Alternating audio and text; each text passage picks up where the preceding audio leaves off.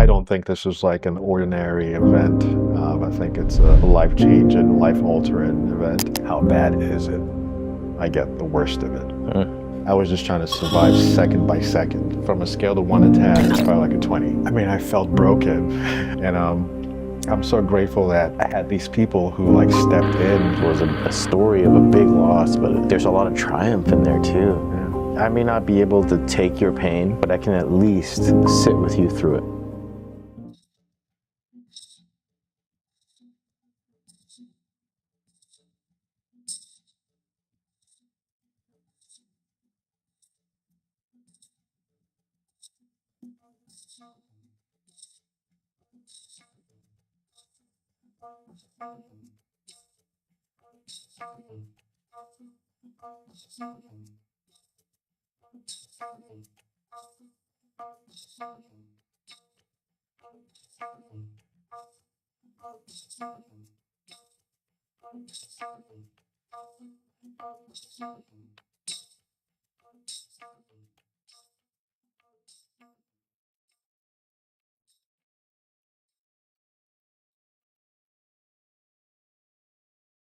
Greetings, welcome. Thank you all for joining us. My name is Bhavin and this is my brother Iykyk. And today we have a special conversation about a healing journey. We are so grateful for the opportunity to share this with you, and we acknowledge you for holding space for us to open this up. And the intention here is that we uplift ourselves, we uplift the world, we uplift you through the sharing of stories, something that humans have been doing for a long time. So thank you again, and we'll get started. Brother. What's going on? Not much. Oh, so good to see you. Good to see you too, man. Yeah. Thank you. Thank you for doing this. Of course, of course. How are you feeling coming into this? Well, again, there's a little bit of apprehension for sure. Being able to open up and share the story has been, a little challenging for me. I think there's a little bit of fear of this being part of like how people see me. But I think we go through things just to elevate ourselves and help, encourage other people also. For sure. Yeah. Yeah, I can really resonate with that idea of being seen and vulnerable. That's something that I've kind of worked through in my life as well. And what you said was kind of at the heart of it, is like, how do people see me, or how will this pigeonhole me in their eyes, I guess is a way. But then I realized that there are like 8 billion people on the earth. And if we start worrying about their opinions, we can't. And which then, when you release that, it opens the content up to be actually used. Yeah. I think a lot of people hide behind that idea. Oh, for sure. I know I do. So yeah. I do. Is there something that is kind of motivating you, or helping you sit here today and share today? The thing that kind of pushes you beyond the fear? I think it's mostly just remembering my why. I don't think this is like an ordinary event. I think it's a life-changing, life-altering event. And I know when I was in the depth of my, shallowness, my struggles, I was searching for any kind of like motivation or any kind of like light that I can see somebody like emulate or show me that I can possibly, give me hope for some reason. And I couldn't find any of it. So I found some things on YouTube, but not anything as similar as like what I went through. So I'm doing it for the version of me that wanted, some kind of inspiration. Wow. Yeah. That's beautiful. Yeah. Yeah, I really appreciate that, man. That's amazing. I have found a lot of motivation and healing and growth in my life when I am able to attach my my courage to something like that. Yeah. And oftentimes it's like a future self or a past self, or some sort of unknown ancestor, a future ancestor or something. So that's beautiful. So what I would like to structure is just, an opportunity for you to share about what happened and what has resulted from what happened, Yeah. you know, and where you're headed, Yeah. you know, as well, the future and what that's bringing and showing, or what's on the horizon. So, yeah, man, I want to share that I feel really like honored and excited to be sitting with you today. I met you a long time ago as an acquaintance through Taylor, Yeah, of Taylor. course. Yeah. Whenever you started coming to the men's circles that I was hosting, there was this this attraction that was like we were going to do something, you know, and I didn't know what that was, and I was curious about what that was, you know, and I just was like excited to get to know you. And Taylor was definitely like a part of that, because Taylor's a solid guy, and I mean, your guys are friends, and I'm sure it's cool. But if I could remember, I was hosting men's circles at the time, and you had been called to come, right? And at that time, when the first time you came, you had crutches and a giant cast. Yeah. Is that right? I had a big brace on my foot. Yeah. On my leg. Yeah. Well, so where were you, I guess, in your healing journey to be able to like reach out to a men's group, or like what was happening at that time for you when you first came through? Yeah. So, I mean, Taylor knew what I was going through for the most part, and Taylor had me, like, he's spoken to me, and he told me that you were doing this men's group, and he's like, hey, I think it would be good for you to, you know, just attend. So I, you know, made reservations, and I came by. At that moment, I think in my healing journey, not I think, I know in my healing journey, I was just searching for some kind of like community, some kind of just a place where I could feel like I could open up and I could be seen by my peers, and just maybe I can find some kind of encouragement. I was struggling at that point. I tried, in conjunction with the men's group, I was doing therapy, you know, and so the physical therapy, and everything just seemed kind of stagnant or just a slow progress. So I was just adding things to my plate that I felt like could help me heal. And luckily, you know, Taylor recommended, and I showed up, and it's been, you know, a friendship journey ever since. Yeah, right on. That's beautiful. Yeah, men's groups are so important. Hearing you share that is making me a little bit sad, because I haven't been hosting them for a few months. It's been more than a few months, and whenever I look at uplifting humanity, healing men's circles was a part of that journey. Yeah. And I felt called to do them. And it took a lot of effort to do that. I bet. And I did it for a couple of years really solid, and had some amazing experiences. But the sustainability of it, the support that's required, it just wasn't there at the time. Yeah. And again, you know, I'm not sure where you're watching this from or listening to it from, if you have a men's circle in your area, or a women's circle for that matter, and depending on what you identify with, I recommend doing it. The thought behind it is that only men can help men heal in a certain way. Having a supportive men's group, or masculine or feminine group that supports you, is a part of your healing journey. It's really beautiful. So the idea is we create a container that's safe, and we allow ourselves to be seen and heard and validated and listened to in a new way. Yeah. And it's just that gives us access to new healing. Yeah. There's really nothing special other than the container that it is. So I hope that I can get to a place where I can do that again. Yeah, it was an amazing pocket, and I'm glad you did it. And hopefully, you know, sometime in the future you start that again.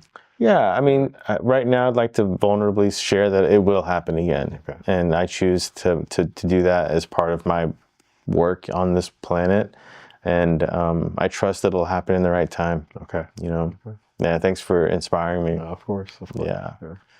So, yeah, when you first came, I didn't know what had happened to you, you know, your story. And it didn't even really matter. I was just glad you were there. And I was happy to serve and share and help in any way. So I really appreciate you giving me and us all the opportunity to do that. So when you did come into the men's circle with crutches and your cast, and it was on your left side. Correct. Yeah. And as an energy worker, I know what that means in some ways, and I was curious to unpack that with you because it does really have some significance. And if I remember correctly, I even suggested, we did have a little bit of personal time to talk, and I kind of planted a seed about excavating some of that energy. Yeah. And I think it perked up something in you. Oh, for sure. Yeah, I think if I remember correctly, you said something about like the left side being connected to the feminine wounding. So yeah, that definitely like, sparked an interest in me because I know for sure, I think we all do, right? But I know for sure I've struggled with that mother wound as a kid, early adulthood, and even now. So Yeah. that just sparked a little interest in there. And then I think we had a few conversations about healing and that side of me also. Yeah. Yeah.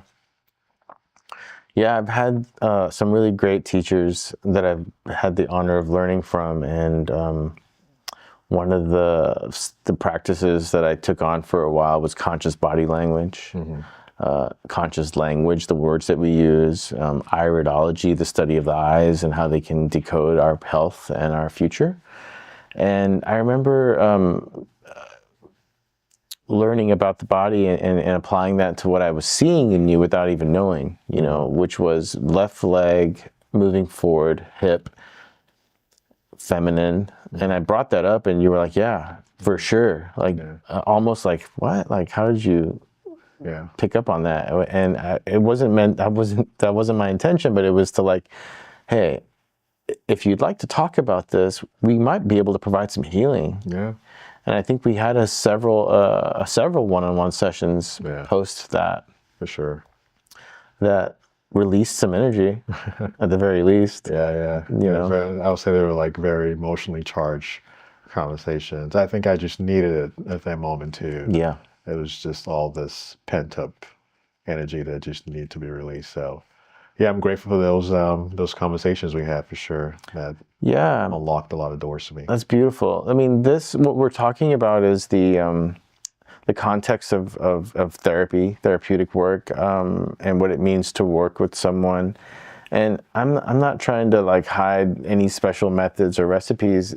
When we come into a safe space, a conversation with someone that we feel safe in, we allow ourselves to be seen and heard. And it's simply that helps us heal sometimes. Not all the time, but quite a bit, because we're hiding all the time.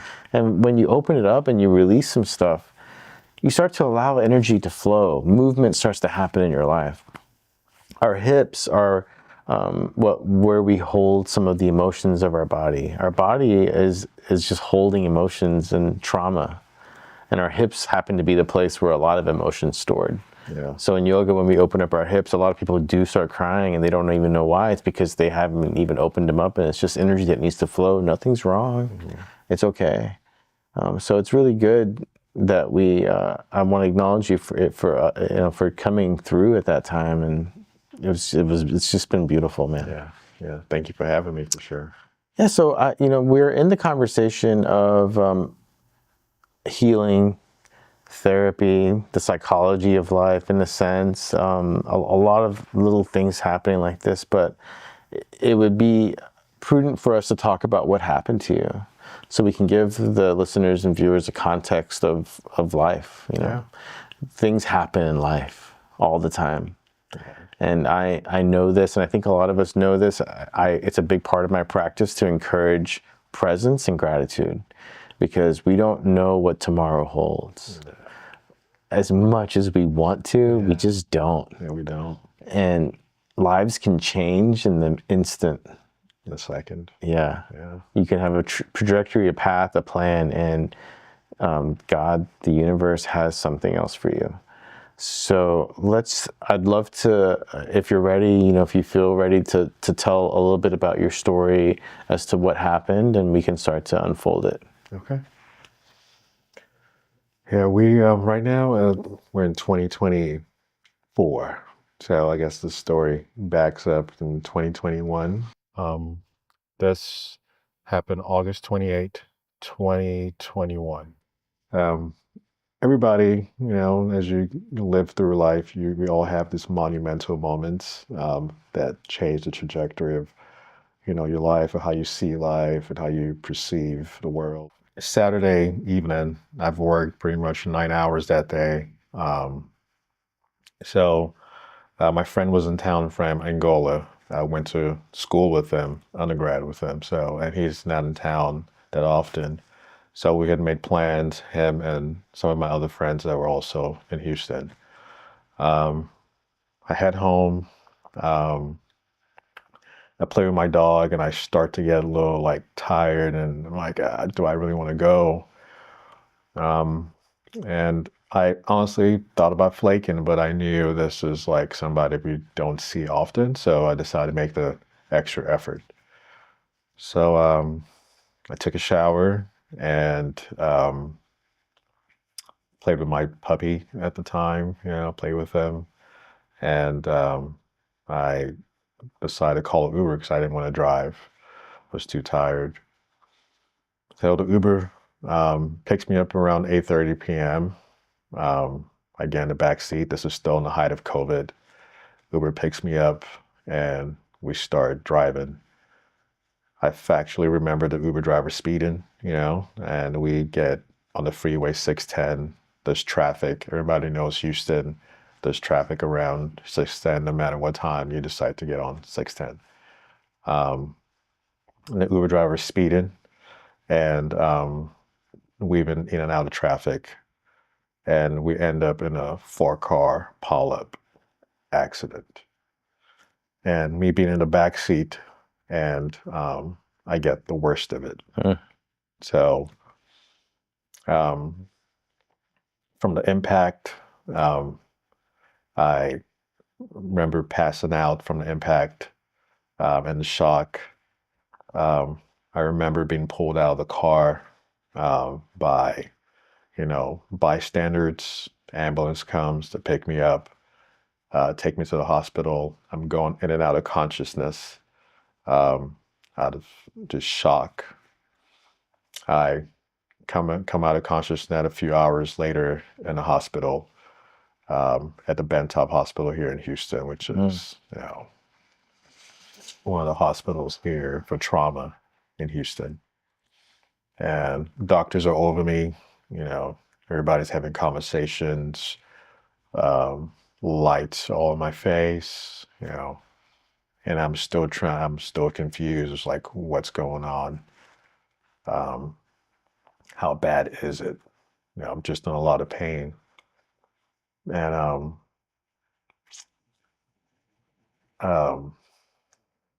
I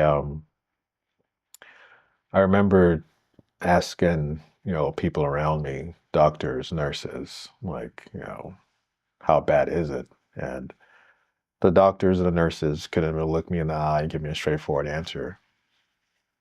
Um, I do remember asking one of the doctors there. Um, I asked them, would I be able to walk again?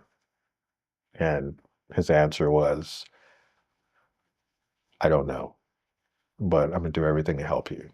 So I just started crying, you know, and uh, crying. I think I passed out again.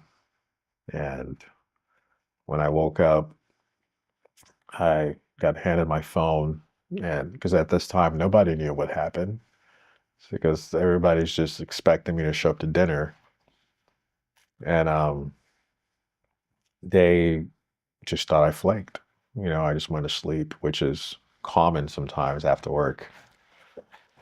So when I got access to my phone, like probably around 4 a.m. or so that night, that next day, I saw the missed calls and text messages, and people just assuming I flaked.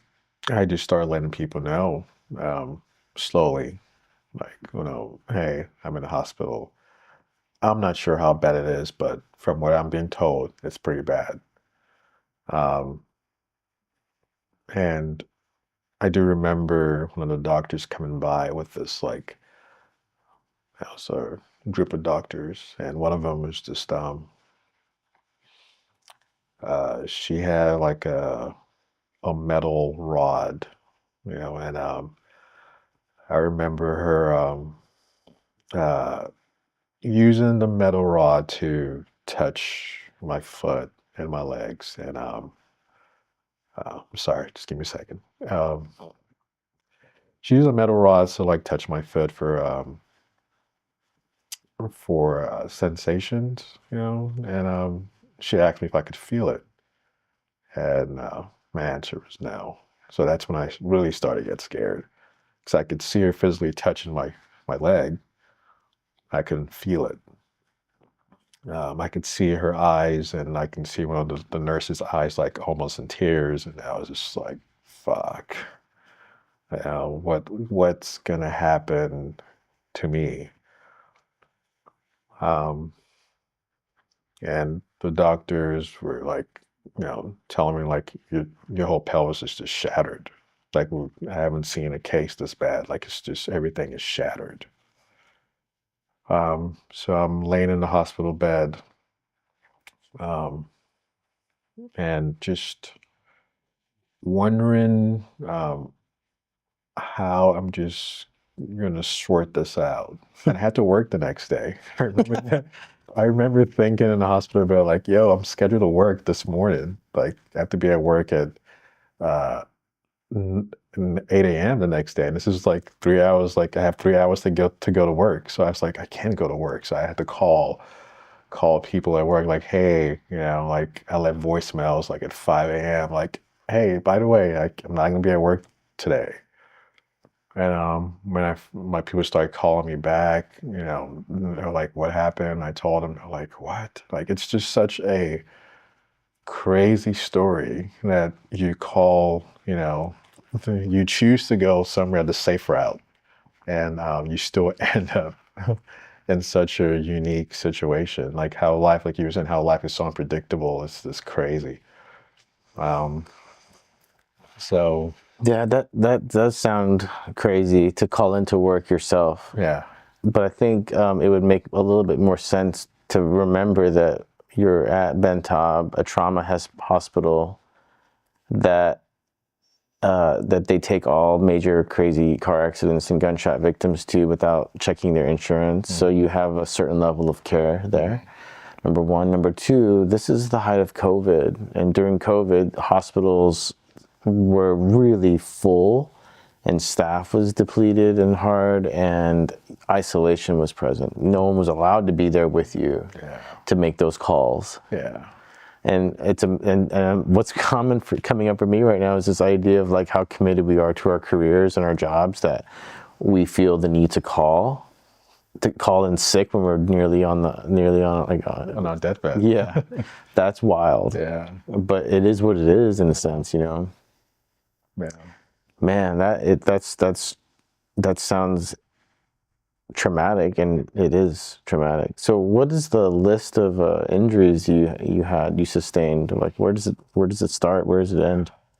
Well, I had stuff from my head to toe. So I had lacerations in my face. I was bleeding from my face. I had concussion. I had separated shoulder, my left shoulder. Then I had my liver punctured, my kidneys punctured. Um, on my spinal cord, I had like my S5 and S1 like fractured. Then going down to my pelvis. On my pelvis, like you have two rings on your pelvis. So I had both rings fractured, shattered, which is the bilateral rami fracture. And then your femur is attached to a joint called the acetabulum, and that joint was shattered, and my femur bone, of course, was dislocated.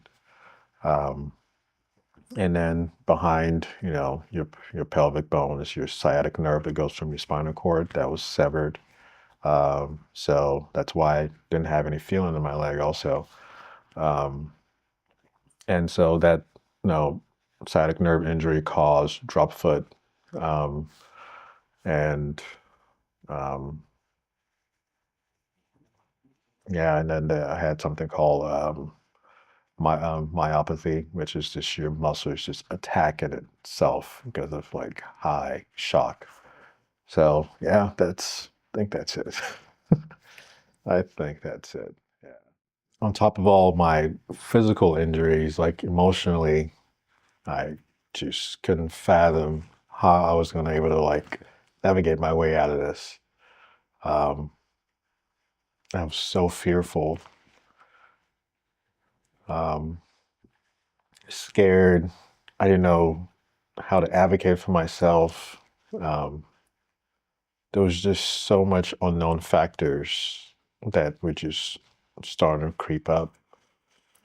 Had my dog by himself at home, you know. Um, Yeah, I think this is the trauma that oftentimes doesn't get the air that it needs, yeah, because you are by yourself, and you have to remember there's like no consent, no agency. You don't have any of that. The EMT and the doctors are there to save your life and fix your body, but there's still no consent. yeah. Do you want this drug? Can I give you this drug? Do you want this chemical in you? Mm, No. And in fairness, there's not time for any of that. yeah, That's one thing. yeah, But like the fear of being alone and how to advocate for yourself and what to do, like your mind is thinking, and as a man, you're thinking, how do I fix this? yeah, How do I get out of this? yeah, And it's the realization or the acceptance of there is no getting out of this. There's only accepting it and working with what you have. yeah, But when you're in that fragile state, now there's no way to reason or even think through it. Literally, like I felt like I was just trying to survive second by second, you know, like I was just trying to just take one breath at a time. Um, and I don't think I've ever felt as alone in my whole entire life, like until that very moment. Um, Nobody could come visit me, like, because it's COVID. So, in the ICU department, and I'm looking at people who are just in worse conditions than me, people who are intubated. So I'm looking at them like, am I going to be next? You know, because I don't know, like, literally, if I'm going to be able to heal from this. You know, people just the nurses were looking at me with just so much pity and empathy um, and phone calls. People were calling me and trying to encourage me, but I could hear the fear from them also. So I just sat there. I just laid there. I just laid there in bed, just staring at the sky. I was staring at the ceiling, and the I had to get my blood drawn every few hours, so I was not sleeping. So on top of that, I couldn't rest, and I was getting all kinds of drugs. Um, I had catheters inside of me, so I couldn't use the bathroom on my own.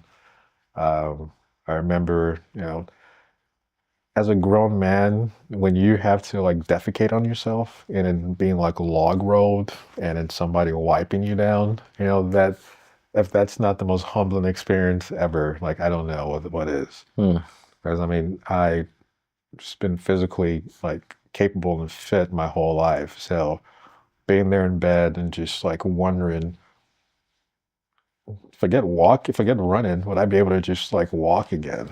That's, that was like a biggest thing for me. Like, so yeah, I was just waiting for doctors to give me news about like what's the next procedure, and I'm laying in Bentov, and Bentov being so busy as they are, they the negligence of care there was just mind-boggling. Like they would tell me your surgery will be tomorrow, and so for the next day, because your surgeries are falling there. You were like an NPO diet, which is nothing by mouth. So you were getting just fluids, you know.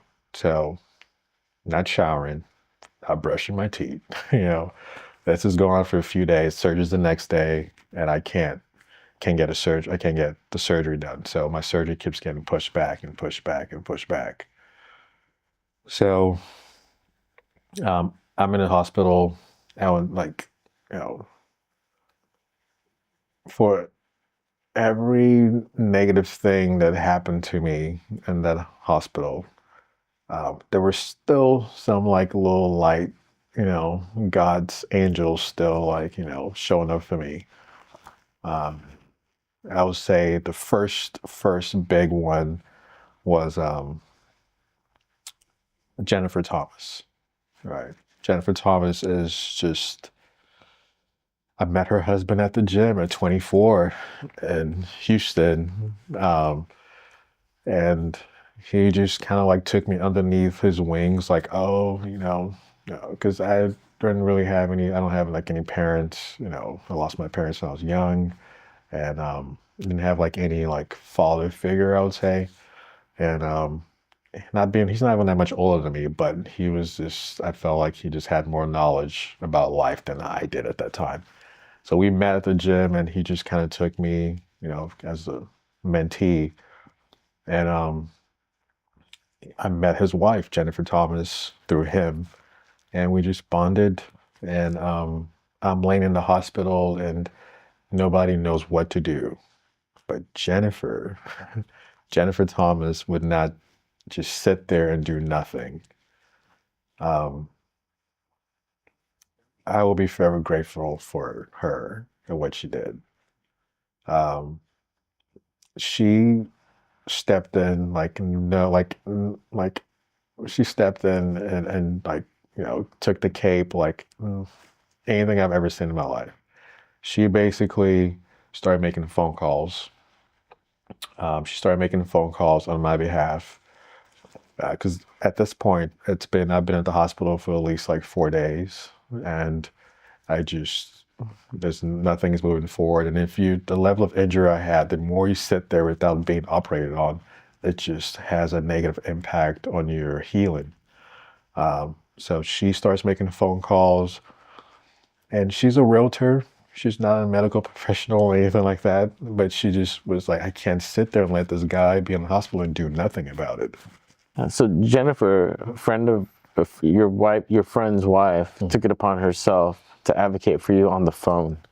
Yeah. She is going out of her way, spending hours and hours on the phone with Yeah. whoever, insurance and different hospitals. Yeah. So, I mean, the first thing I remember is like she drove up to the hospital, and she basically sent, they wouldn't let her in. So she, I don't know if she even bribed somebody, but she would not take no for an answer. And she sent headphones through one of the staff members to bring to me in the ICU. What? So I can listen to music, or I can like, you know, distract myself.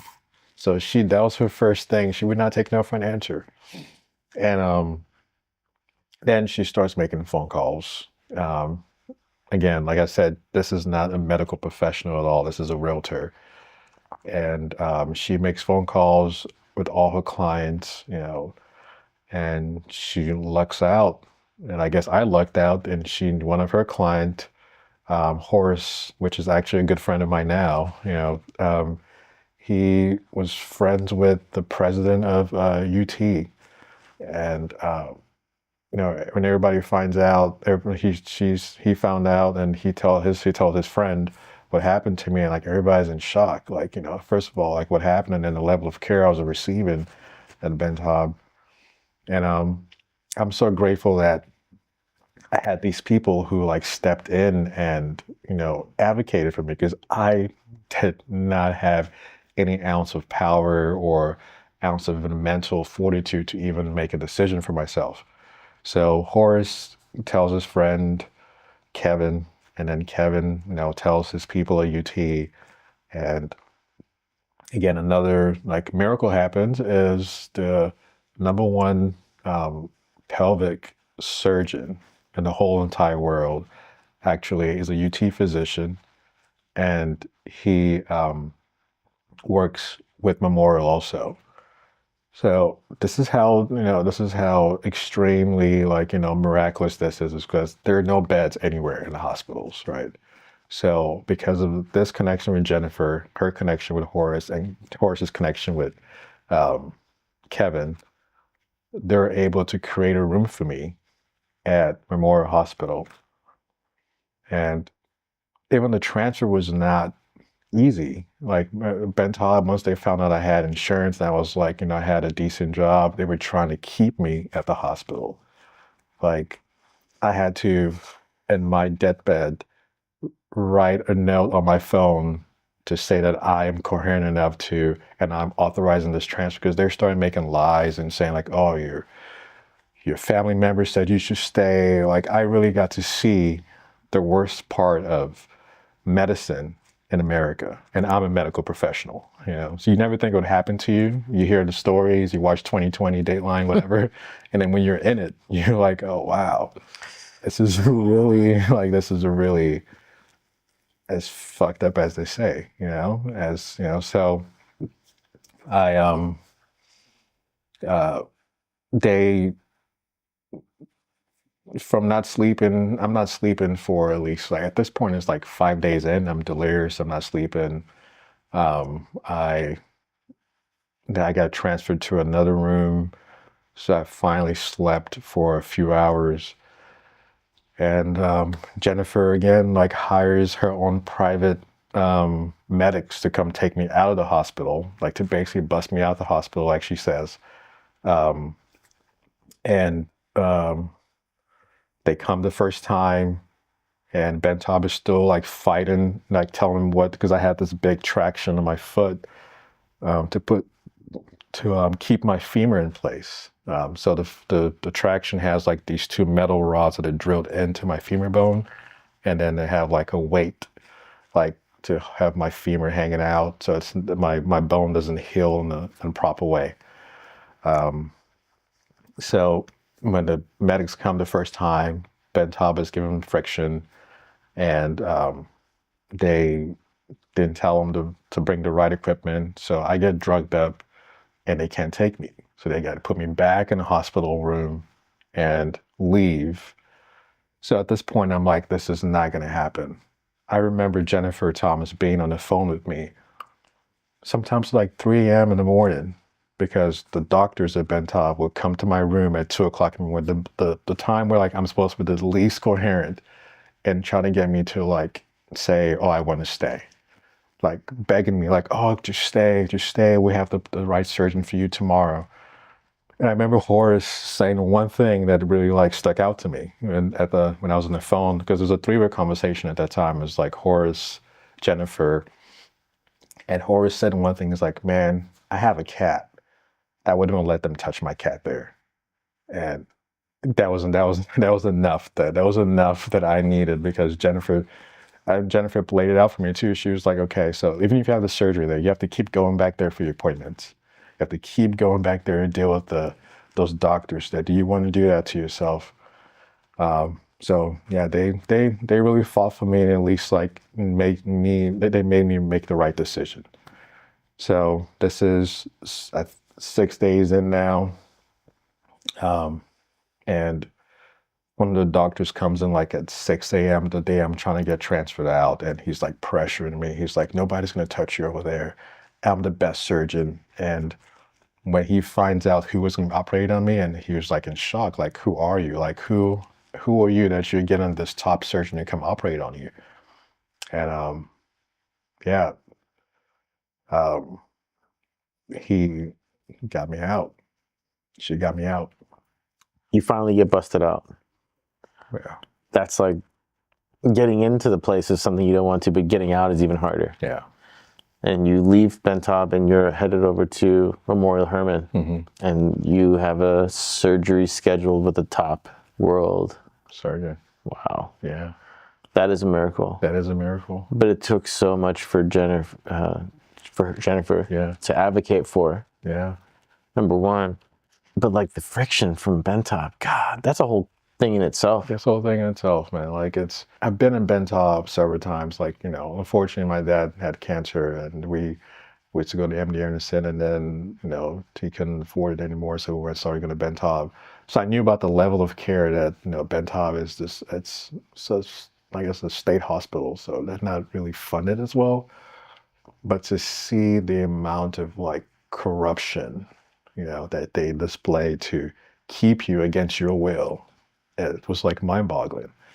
Yeah, that's a whole other thing for sure, because we have the physical pain, we have the emotional pain and distress, but this is another dimension that is like you're fighting some big, big forces. Yeah. Well, fortunately, you're guided and protected. You have angels. You make it over. You have your surgery.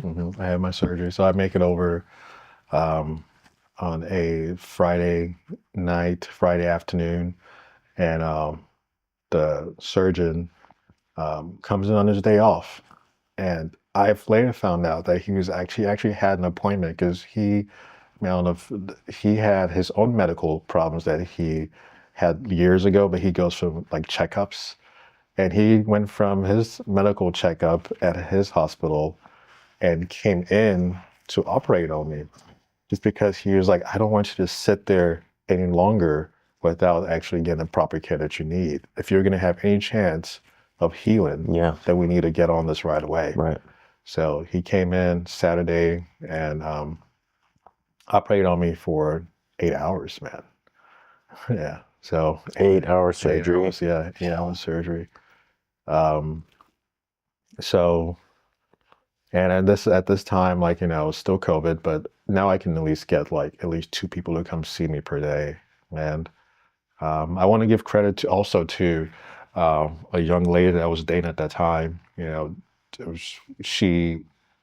knew her for like a month at the time, maybe. And I don't know how many women would have stayed, because I barely knew her and I expected her to, like, because I gave her the option to, hey, this is going to be a long journey from what I'm hearing. I don't know if I'm going to be the same person. And she still, was able to stay and help me out. So I'm forever grateful for that also. So I get out the surgery and I'm at the hospital for like another like 7 to 10 days there because they have to like watch me and make sure everything is okay. And then one of the biggest miracles happens again. Like I have my best friend Juan Carabello. I've known him since I was 18, 19. Like a 20-year friendship. And his parents came when they heard what happened. They came to the hospital, brought me food, and they asked me, "What are your plans? What do you plan on doing?" And I didn't know what I was going to do afterwards. Like, am I going to go to hospice? Like, am I going to go to like a long-term care? Like, what do I do? Like, um, how am I going to manage? You know, and they just like, you're coming to my house, like, like you don't like would do it. And his parents, his mom, I guess, is semi-retired or she works from home. And this was such a big like task for somebody to take upon, for somebody who's not related to you. Like people, like Jennifer would always make jokes like, "Oh, I'm your mother," but people say things for face value, but do they really like back it up when actual shit hits the fan? Same thing with my Juan Carabello, his mother Blanca, his dad Nun. Um, um, I should mention the surgeon's name is Chip Horace. Chip, sorry. So he did. So his parents, Nun and Blanca, like I'll go there for Thanksgiving sometimes, and they were like, my son loves you. You're part of the family. And I usually have a hard time receiving love from people. Mm-hmm. So I just take it as like I roll my eyes like, oh, yeah, sure. Yeah, what does that actually mean? Yeah. Yeah. Yeah, and like they really like stepped up to the plate. Um, so after about 7 days, about 10 days, um, the I ended up at their house in Katy. Um, and yeah, that's when I guess the next phase of this journey starts. I got reunited with my dog. You know, I was looking forward to reunited with my dog that day, and end up in Katy. Um, and The next day, I had a house full of people who, friends, you know, just came to see me. You know, nobody knew what to say. You know, people were just looking at me like, how is this guy going to bounce out of this? Like, mentally, like, I just didn't, I just was just quiet. I didn't know how to even like process what was going on. So, uh, the worst, I thought that was enough, but I thought what I was going through was enough. You know, I was already like contemplating, like, does God really hate me? Like, what's going on? But then what happened the next day after I got out the hospital was like just an icing on the cake. I was like, yeah, for sure. Like, I'm not, God has his favorite people. I'm not one of them. Um, so, I just remember like house full of people, and I'm on all kinds of pain meds. And so I go back to the room to go lay down for a bit to rest, and I hear a bunch of like shouting and commotion. And I'm like, what's going on? And I was told my Frenchie, her name is Whiskey, had, I guess, was playing with the other dog, and he jumped in the pool, fell in the pool, and drowned. So, um, that was the one thing I was looking forward to, like having some kind of like comfort. Yeah, when I got out the hospital, and that was just taken away from me once I got out. Gosh. So I just remember like laying in bed crying for at least like 2 hours. And My ex at the time came by, like she was looking at me, like she's like, "What the fuck is going on, man? Like what? Like we couldn't even like understand what was going on. How can Yeah. these two things happen right after each other?" Mm-hmm. Um, and so from that moment, I was just like, I felt like it was just an internal like struggle and a physical struggle. I wouldn't say I was like suicidal, but I would say like for sure I was asking why I even survived this. Like, what's the point? Mm-hmm. If I'm not gonna be able to like, walk anymore, or if I'm not gonna be able to walk the same way or enjoy the things I used to enjoy, traveling, playing sports, then I don't have my dog. What's the point? Mm-hmm. So Wow. Thank you all for holding space and continuing to be a part of this conversation. There is so much vulnerability on your part. Thank you for sharing it. The level of grief that you're experiencing is more than most people can even comprehend. You're in a physical distress and physical pain, and your emotional pain is there. That's not even really talked about or understood, but you're grieving the loss of your body and its functions, the loss of your autonomy and capabilities. Then the sheer acceptance of love, support is one aspect. Then you lose your best friend, your puppy, and you're not even sure how this is all going to play out. yeah. It's one moment at a time, you know? So, yeah, I mean, there's no shortage of grief or pain in this story. That's for sure. Yeah. I don't think it's something that most people can even comprehend, fortunately. Yeah.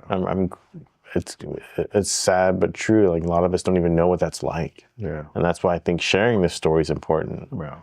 So that we can maybe have some gratitude for what we do have, the health that we do have. When we wake up every day and we put our feet on the floor and we walk out of our bed, people take that for granted. Yeah. Yeah. You know, No, having loved ones. I know I did. Yeah, I know I did. in the past. In the past, yeah. So, so your dog just died. You're at your best friend's parents' house, and they're taking care of you out of pure generosity. Their generosity. No, nothing in return that you can give them. No. And I still feel to this day like I owe them so much. Like there are certain people that showed up for me that I still can't look them in the eye because I will probably start crying because I still have those images of like, like my best friend's mom, Blanca, like she had to shower me, she had to give me a shower. And I just remember like, man, like what what is going on here, man? Like she had to like wash my body, as a grown ass man. So yeah, um I'll forever be grateful for those moments. But yeah, I'm at their house, and yeah, the just taking it day by day. I had friends who came as much as they could, but and one thing you have to realize too is like everybody has their lives to live. So on top of everything, it was just a realization also that I guess we all know this, but until you are in it, you like you're reminded like life goes on without you, you know. So people have their lives to live also, and there's only so much like empathy, or sympathy people can show you, but you know, it's still like a single player thing, right? Like I am sitting there in my wheelchair, and there's a lot of solitude in those moments, just trying to wrap my head around like what's going on. Like, my job, I've worked so hard to attain this degree as a pharmacist. And this job, I'm supposed to be on my feet, for most of it. Like, what does that look like future wise, right? And, we all have these like identities that we, accumulate as we, travel through the world. Like, you can be a father, a musician, whatever it is. And like the pharmacy thing and being a fit guy was part of like my, I guess, my personality in a way. So just trying to sort all that out.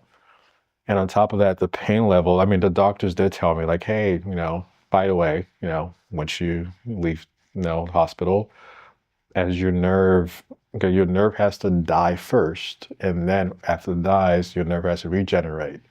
So as your nerve is dying, you're going to experience some pain. I'm like, you know, I'm a tough dude. Like I've dealt with some pain before, but I kid you not, like this pain, if you from a scale of 1 to 10, it's probably like a 20. Um, because I the way I describe it is like, okay, so just take your foot, it was my left foot, and there's a fire pit, and somebody's hanging your foot over the fire pit. So that sensation of like it burning, but at the same time, somebody has like a dagger and just stabbing your foot all day. And for some reason, it only gets worse at night. And so the time when you're supposed to be rested, you can't rest. You're just in pain. And I remember my ex at the time, like she would try to stay up with me sometimes because I think for 3 months, so from like September all the way till like October, I basically, September all to like December, I was probably averaging about 2, 3 hours of sleep a day. So I was just delirious, and when you're not sleeping, you can't heal as fast. So I'm just laying there, days are just passing by. Um, and I, again, like, you think, okay, yeah, so September happened, I've had the surgery, I've had my dog pass away, and I'm thinking, okay, this is the worst of the worst. But no, it's not the worst of the worst. Um, so in October, I'm like, just trying to get into bed, and everything is still healing. The scar tissue is still forming, so everything is not as stable. I'm trying to get into bed, and my femur bone just pops out of place again. So um, I had to get sent back to the hospital to have that put back in place. And that was like a whole like 2-day ordeal. And that put me in this big old brace that restricted my movement. So sleeping got even 10 times worse because you can't move, you can't rotate, you can't, So, and I had to go back to the hospital a few times because the pain was so bad. And then I found I had blood clots on my foot. So I had to inject myself with these like blood thinners. Wow. Yeah, it kept on getting worse, but somehow, I don't know where it came from. I would say God, I just kept on hanging on, and friends did what they could. They came by, visited. Yeah, in astrology and in healing, there's this idea that when you go through something, there's a reason for it, and we may never know the reason in this lifetime. Mm-hmm. And maybe we do. Maybe we look back when we're old and be like, wow, that happened for this reason, this one, if we're lucky. But like your story so far is like one thing after the other, like more things keep getting stripped or shattered away. And you're pretty low, but you're not broken yet. Mm-hmm. You're down there, but you're still holding on. Yeah. Do you remember that in some sense? I mean, I felt broken. You felt broken. I felt broken. But like I want to say it's faith, I think the definition of faith is like believing in things that you can't see. Because what I can see from my physical eyes were like, this is not good, and it's probably not going to ever be good. But I've been through some low parts of in my life, and things somehow always got better. So there was just like a little like drop of hope in me. Just think like if I could just hold on, things might turn. Okay. Things might turn. So I I just listen to music. I watch inspiring things online. I slept as much as I could. I don't know how, I know you look back, I don't know how I got through that, if I'm being honest with you. Mm-hmm. I don't know. Like if you told me back then that I would be where I'm at today, I would not believe you. Because I was just taking it second by second. Mm-hmm. I did not know what was going to happen. Um, so yeah, but the fact that my best friend's parents just took a lot of things that I had to worry about away from me, and they shouldered that definitely helped because I couldn't imagine worrying about like, oh, what am I going to eat, or like how am I going to just like function. So I just I stayed in their room there because my house is 2 stories, so there's no way I could climb the stairs if I was at home. So they just took those little things I had to worry about away from me, and I was able just to stay still and do my part by just trying to heal as much as I could. Yeah, there's a great perseverance in the human spirit, and there's a will that we oftentimes aren't aware of. Mm-hmm. And I'd like to think that there was a will within you to heal from this, to walk again, to be your fit, physical, capable self again. Yeah. Whether or not you actually realize it at the time, there's still that drive a little bit. Yeah, there was definitely a drive. I found a recording I made when I was in the hospital of like me speaking to myself about like, I don't know how I'm going to get through this, but I'm going to heal from this. And it's so like mind-boggling. Like, where's that coming from at that time? Because had no idea. My emotion state was like fear, but I was still like trying to search for ways to motivate myself to just hang on. Yeah. But yeah, those first 4 or 5 months, which is basically me just being at, it's my best friend's parents' house, and I think around like first week of December, I moved back to my house. My ex was there to help me a lot through it, and just I couldn't get up the stairs. I remember I had to sit down, crawl my way up. Um, yeah, and just day to day, like, it was just me sitting there, just, trying to figure out like what my life is going to look like. So at that time, I had two therapists, just I was reaching, trying to find hope in any way. So I had two therapists that was helping me sort it out virtually, just trying to keep me sane for a bit. Um, and the next year rolls around, and my doctors finally give me an okay, like to start physical therapy. So physical therapy, I get in there with my walker, and I remember like the physical therapist, like just like, man, that they haven't seen anybody this bad in a long time. Because I think about it, I haven't used a lot of my muscles in a while, so everything was just atrophied, and I had no core strength because they weren't being engaged. My um, my legs like still have atrophy between both sides, but I was just in bad shape.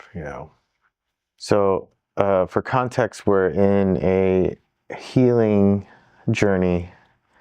The physical aspect, your will is motivating you to say, I can do this. I'm going to crawl up my stairs, but I'm going to stay home. Yeah. The success in that is very clear. Even though it's not easy, I'd rather crawl up my own stairs than I need to do this for myself. Yeah. And then you begin physical therapy, and you're like looking into the people's eyes with disbelief and shock. Yeah. And you have all of that against you in a sense. What kind of physical therapy plan were you on? Um, at the beginning, all they just wanted me to do was just like try to even engage my core again, right? Because like my core, like my mind body connection was just not there. So I was just doing things on the floor to engage my core again, and then from there, it was um, just being able to stand without the walker. And then from there, it's like, being able to put pressure on the hip, um, and just little building blocks like that. And then from there, it's like, okay, transition from that into a cane. And then from a cane, can you take just one step without a cane? Just little building blocks like that. So it literally was just like me learning how to like, like a child going from crawling to walking again. So,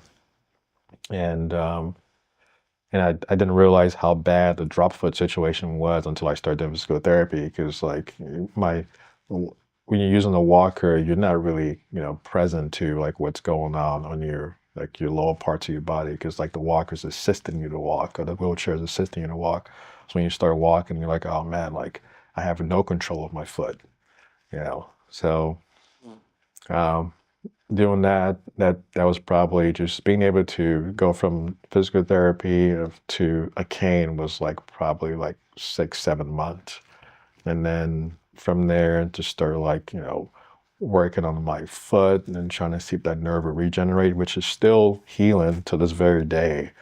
Like my doctor gave me like a 3 to 5 year timeline with that. Wow. So I still find new sensations, and the body is it's a machine that still astonishes me to this day. Like sometimes I can feel the nerve like trying to regenerate and heal. So um so that was the physical aspect of it. This is like we're in like 2022 now, so where physical journey is going on. This is probably about 6 7 months in. Still have like my big brace on my foot, and this is where like Taylor also like mentions the men's circle, because at this point I'm physically I'm healing, but like I just felt stagnant also mentally. How I perceive the world has definitely changed.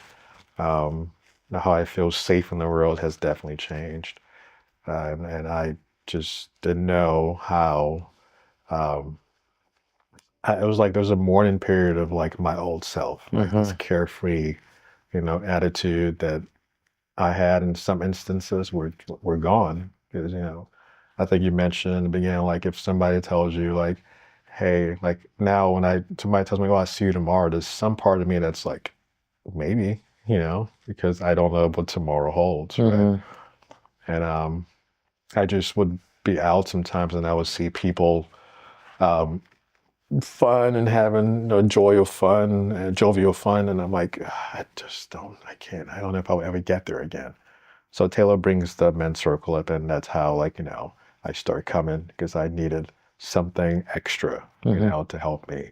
And being around those men, creating a safe space where I could be vulnerable, share, and also see other men be vulnerable, created just a level of emotional support that I needed. Beautiful. Yeah. Yeah, and that's something that we all need. I think things in life happen. Emotional intelligence is definitely increased here. I feel it, and I hear you. I want to acknowledge you for that. It's beautiful. Things happen for a reason, man. We get our faculties taken away from us so that we can reflect and grow in other ways. And unfortunately, it's not the most comfortable or pain-free thing, right? As we found out in your story. Yeah, I'm so motivated to keep doing men's circles and holding space, and I'd love to talk about that with you. Yeah. Where are you today? Do you still go to physical therapy? This is 3 years later, 4 years later? Yeah, I guess they go to physical therapy. Like I said, that dropped foot is not fully healed yet, so I'm still doing things to stabilize my foot. I get dry needling. I don't know if you know what dry needling is. Like deep in the belly of the muscle. I'd get that like once or twice a week just to stimulate that muscle, so there's no atrophy there. So, listen, I'm not gonna say I'm not grateful, and I'm grateful to God, grateful to the people who supported me, grateful for the journey, grateful for like how far I've come. But there's still things that I miss, just things we take for granted, which I did too. Like you walk and your leg just goes, there's still a level of thinking when I walk, So, yeah, I like seeing me, like I think my doctor was saying like in the medical term, like there's a zebra like analogy, like where like you look at me and you think like, oh, this person looks fine, but like there's still things that are still going on with my body. So what I think when you had your yoga classes, I would attend that. That was very beneficial for me, like with the stiff areas in my hip. So physical therapy, yoga, acupuncture, dry needling. I'm doing whatever I can to make sure I get the maximum healing. Yeah, and that's still happening 3 years later. Yeah, it's just looking a little different, but more nuanced, more specific, but it's still happening. Yeah. Which is a testament to the impact and the accident and the impact on your life. And I understand there's some legal things still going on as well. That's still in progress. That's got to be also hanging over your head, right? Yeah, for sure. Yeah, it's almost like you want to fully move on with your life, but still looming in the background. Yeah, I mean, a question of inquiry might be, or practice of inquiry might have us contemplate on what is it that I still need to work on? What still needs to be healed within me so that I can continue to grow and further myself in this healing journey? Yeah. Yeah. So where would you like to go next? What's on the horizon for you?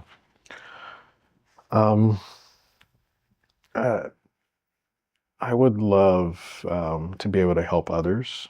This is like, the ones who stood by me and showed me love. Like, I would love to be able to be a source of light to anybody who's going through their dark moments. Just, show them that what's possible. Like when, your doctors tell you this might be your trajectory, or when even your physical being is telling you, like, there's no way out. Just know that with love and support, and also with a strong mind, like you can like overcome anything that's in front of you with God's will, of course. Yeah. Yeah, that's beautiful. That sounds to be like one of the biggest take-home messages of this story Yeah. is that if you were to like speak to the viewers, if you were to look into that camera, like what would you want to tell yourself back then when you were searching? Oh man, back then when I was searching, I would just tell myself to hang on, just hang tight, do what you can, and also like though just take the journey for what it is. And I've also learned, that sometimes you have to be good with taking losses and L's in life. Like sometimes we try to fight, the I guess the moment that we're in, but sometimes you just have to lean into it and learn from it. So what I would tell myself back then is just like accept accept the card that life has dealt you, and try to make the best of it. Hang on, have some faith, and just be around people who love and cherish you. Powerful words, powerful lessons. Yeah, it's something that I'm present to in my current life is just the grieving of old things that we were used to or attached to. And yeah, there's this like almost cultural thing that we need to be winning all the time. But that's not how we progress, actually. It's about taking the losses and learning from them and growing even better. Yeah. And this was a story of a big loss, but there's a lot of triumph in there too. Yeah. The emotional intelligence. Yeah, I'm definitely proud of myself. I'll say that, like, because I know there were just like moments where like I would just I'll stare at myself in the mirror and I'm just like, man, like, I don't know. So I'm proud of myself for just hanging on and just like persevering through that because, yeah, I, I'm so grateful and I'm shocked at how much I've pushed myself to, Yeah, anything's possible. anything is possible. Yeah, good or bad. Good or bad. Good or bad. Yeah. Good or bad. Yeah, I take that and I add on. So be grateful and do the best that you can with what you have. Yeah. That to me is life's journey, is to accept what is and do the best you can with what is. Yeah. And I teach that, and I teach myself that. I'm working through that. So listen, I would love to have another conversation with you, with the audience, with the cameras, and to see what a part 2 of this looks like. Are you open to that? Yeah, for sure. Yeah, for sure. Yeah. I think it's really this experiences also helped me it's shown me how to be there for people who are actually going through things, similar like I have. Sometimes not being able to say the right things, it's just being there, so Yeah. yeah, I'm willing to have conversations to help for sure. Unlock some more doors. Yeah, that's beautiful. Yeah. One of the teachings of the Buddhist tradition that I really love as a counselor is this idea that I may not be able to take your pain from you, but I can at least sit with you through it. Yeah, it's beautiful. And that's part of a Buddhist way, Yeah. And I think that resonates. A lot of people don't know what to do for somebody when they're going through grief or loss. Yeah. And there isn't anything you can do. That you can say. Nothing you could say to fix it. Yeah. But, you could sit here and I don't feel so alone. Yeah. Yeah. And so maybe that's part of it too. So that's beautiful. Yeah. Well, I know in my heart that you sharing has fulfilled on your desire to help others that may be going through something as traumatic as you did. Yeah. And I'm forever grateful for the opportunity to hear your story and unfold it with you and to witness your growth and triumph. It's been an honor. Yeah, I appreciate you, man. It's been an honor also. You guiding me and helping me through, my emotional handicapped areas, I would say. There in consciousness, there's no such thing as the other. So your reflection of me, your triumph and your love and your healing is for me too. So thank you for sharing. Of course. We'll complete here today. Thank you so much for being with us and stay tuned. Namaste. All right.